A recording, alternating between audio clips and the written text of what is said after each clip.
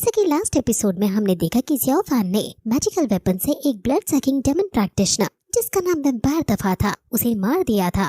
Daemon boss ये देखकर हैरान हो गया था और पूछता है कि आखिर ये बच्चा कौन है। वैम्पायर दफा आखिर हिल क्यों नहीं रहा है। उसका एक डेमन वहाँ जाकर देखने लगता है और बाकी लोग अब डेमन बॉस के पास आकर उससे लड़ने के लिए तैयार हो जाते हैं। वो डेमन ज़ियाओ फैन के पास वैम्पायर दफा को मरा हुआ देखता है और ज़ियाओ फैन पर गुस्सा करते हुए कहता है कि ये तुमने अच्छा नहीं किया। वो डेमन ज़ियाओ फैन से डर जाता है और कहता है कि तुम तो ब्लड सकिंग ओल्ड मैन हो। अब वहाँ सीनियर लू आती है जो उस डेमन को चुप कराती है और उससे लड़ने के लिए आगे जाने लगती है। डेमन सभी डेमन्स को बता देता है कि वैम्पायर दफा मर गया है। बॉस तुरंत उन्हें अभी के लिए यहाँ से भागने को कहता है और ये सुनकर डेमन वैम्पायर दफा की डेड बॉडी उठाकर तुरंत वहाँ से जाने लगते हैं।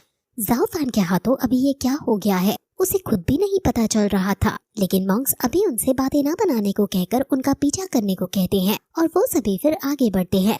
ज़ियाओ फैन का मैजिकल वेपन बहुत जोर से ग्लो कर रहा है और आगे चलकर उन्हें एग्जिट दिखाई जाती है, लेकिन इस एग्जिट पर लाइट है और उन्हें कुछ डाउट होता है। डेमन्स क्या पता परछाई में छुपे हो। अब आगे चलते चलते उन्हें एक पत्थर पर नेक्रोमेसी लिखा हुआ दिखता है।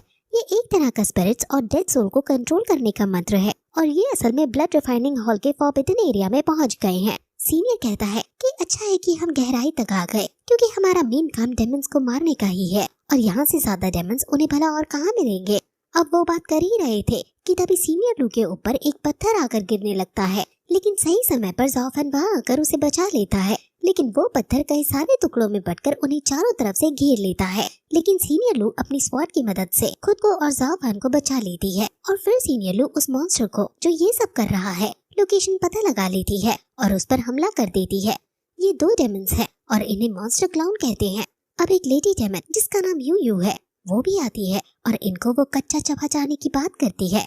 अब पीछे से वो पुराने वाले डेमन भी आ जाते हैं जिसके हाथ में बड़ी सी तलवार थी।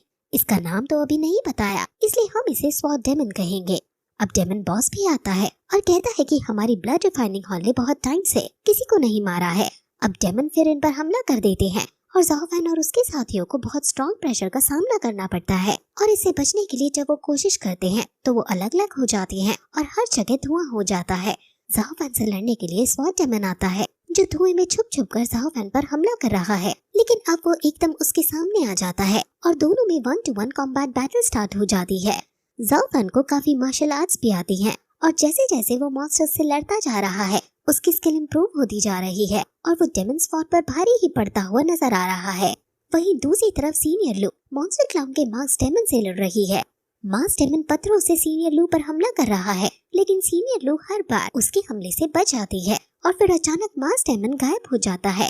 वो फिर बाकी लोगों को देखने जाने लगती है।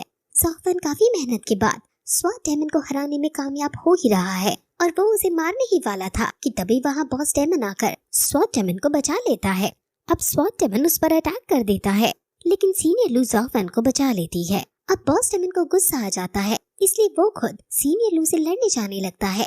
वहीं दूसरी तरफ इनके ग्रुप का लीडर लेडी यू से लड़ रहा है और लेडी यू को फ्रोजन इनटू वॉल की टेक्निक का यूज करके हराने ही वाला था कि तभी वहाँ मास डेमन आकर उसे बचा लेता है और उसी बॉस के पास जाकर उनकी हेल्प करने को कहता है। यू डेमन बॉस के पास जाने लगती है और वहीं डेमन बॉस सीनियर लू को अपनी जाल में फंसाने की कोशिश कर रहा है, लेकिन सीनियर लू काफी ताकतवर होने की वजह से उसके हर ट्रैप को तोड़ते हुए उस पर काउंटर अटैक कर रही है, लेकिन पीछे से एकदम यू आ जाती है जो सीनियर लू को अपने चुंबक में फंसा लेती है। ये देखकर ज़ियाओ फैन तुरंत सीनियर लू को बचाने के लिए भागता है और फिर यही एपिसोड खत्म हो जाता है।